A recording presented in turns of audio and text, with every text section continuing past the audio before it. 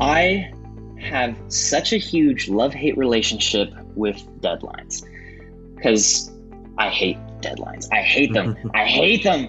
But yet at the same time, I can't live without them.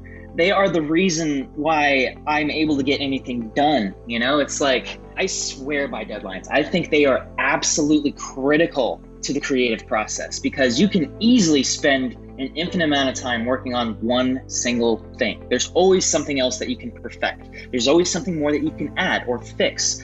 The problem is that you don't have infinite amount of time to be able to do that. There's this concept called diminishing returns, whereas like the next step of effort yields a lesser amount of result.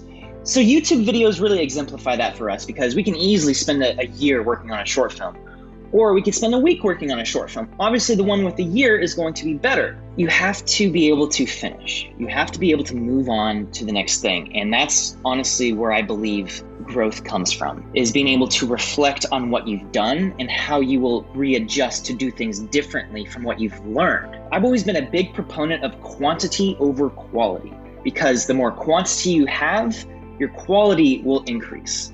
And it's like, you have to take a step back and think about it that way. Yes, your quality isn't going to be as high if you're doing it really rapidly, quantity over quality, right? Obviously, if you put more effort into something, it's going to end up being better. But the problem is that, let's say you're making something every single day for an entire year versus every single month for an entire year versus twice a year, you know? Will the things that you're making only twice a year really be that much better than the things you're making once a month? You know, like let's say I'm making a video once a month, which would be my ideal frequency of making videos. I'd like to be able to spend about a month really kind of combing out a concept, really putting the effort into making it good. Whereas making it something every single day, yeah, by the end of that year, you're a total expert at being able to create something that's pretty good with a minimal amount of effort. You're like, I know I only have today. So it starts really kind of warping how your brain works, considering how the things you're going to tackle and what you choose to do, because you have this mental time budget. Okay, how much time? Oh, that's way too ambitious for the time I have today. But going back to, let's say, comparing something that took 6 months versus once a month. That first 6-month video will probably be better than the 6 videos you made once a month. But if we're looking at the other half, by the end of that year, your videos are probably going to start being pretty dang good. And once you get to video 8, 9, 10, 11, 12, they're all going to be pretty solid in terms of quality.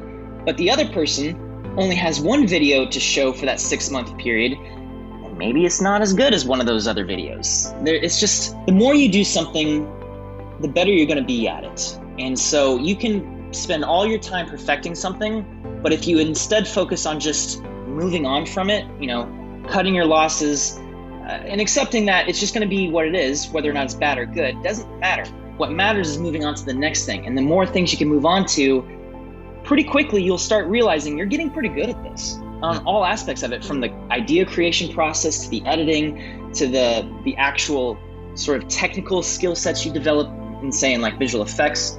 The faster you can move through things, the more you can internalize everything you learn. Progress over perfection. Yeah.